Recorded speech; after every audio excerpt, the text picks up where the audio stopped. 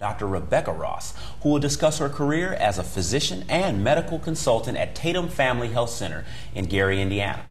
Well, the field of medicine really is a great field. It allows you to do so many different things with that. And for me, right now in my life, I'm focusing more on the business aspect of medicine. Seeing patients is great, but right now I'm taking a little hiatus from that. And I'm a consultant at the Tatum Family Health Center, which is a family business. Well, it means that I've come in from the outside. I'm a consultant, and I am looking at how the office works internally.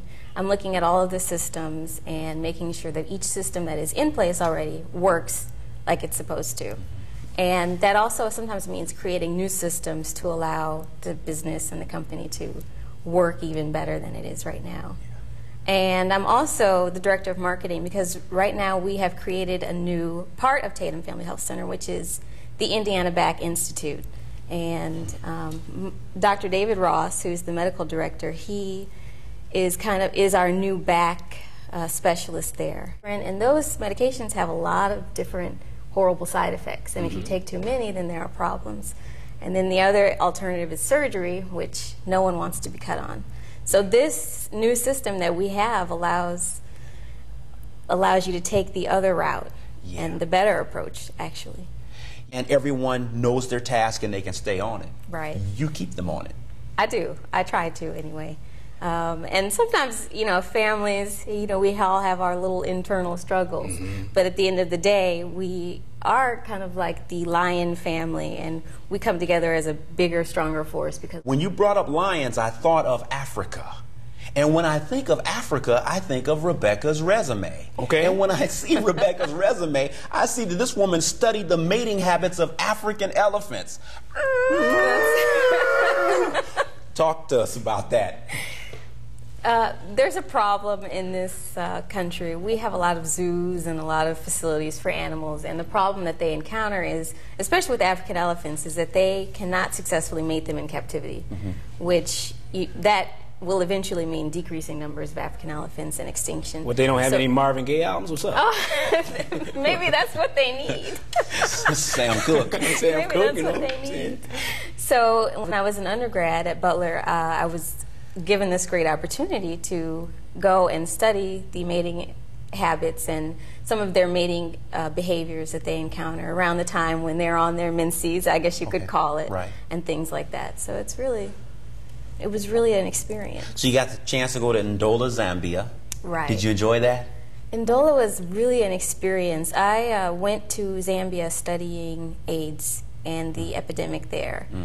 And I can't say that I enjoyed it. It was really an eye-opening experience. It was very sad. And that was in 1996. And the statistics today have just even further decreased. Like, I think now it's 1 in every 3 people in Zambia has the AIDS virus. And it's really sad. So I saw the sickle cell note there. And do you feel comfortable sharing that with our audience? I do. I have no trouble talking about the fact that I have sickle cell anemia, and I grew up with it. It's a congenital blood disorder. Right. I have the trait myself. Do you? Yes. It mostly affects African American individuals, and you get pain crises with sickle cell. And I've grown up with that, and it's just kind of part of my life now that you deal with and you work with. How do you manage it? On a daily basis, I try and take good care of myself. I get lots of rest. I drink plenty of fluids. I try and stay out of the cold weather.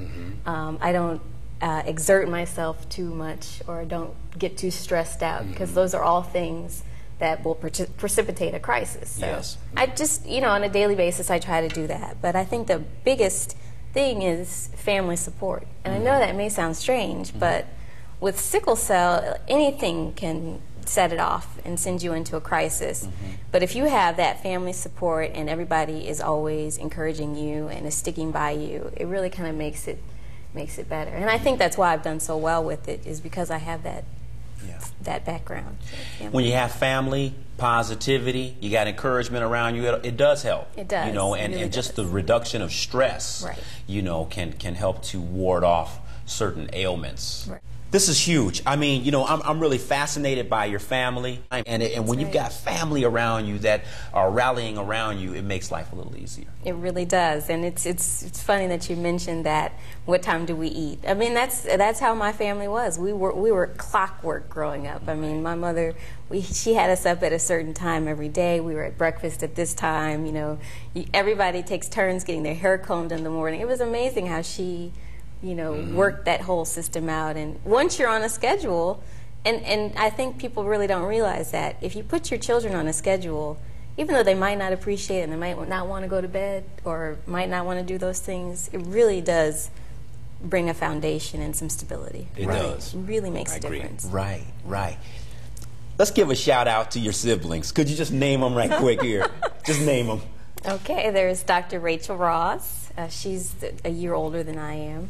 There is Dr. Nathaniel Ross, Dr. Ruth Ross, Mildred, there's David Ross, there's Tony Ross, there's Lynette Ross, and I hope I didn't forget anybody. There's 8 altogether, right? There's 9 of us. There's 9 of us. And you're the baby of the family. Yes. Makes 2 of us. Did I forget Michael? See? Michael, yes. I'm sorry. Sorry, Mike. We almost forgot Mike. Sorry. 2 babies of the family here. Cool. 2 words, closing comments. I'm totally impressed. You know, live long and prosper. Well, thank you. Thank you for being on The Big Picture. It was my pleasure. We pleasure. appreciate it.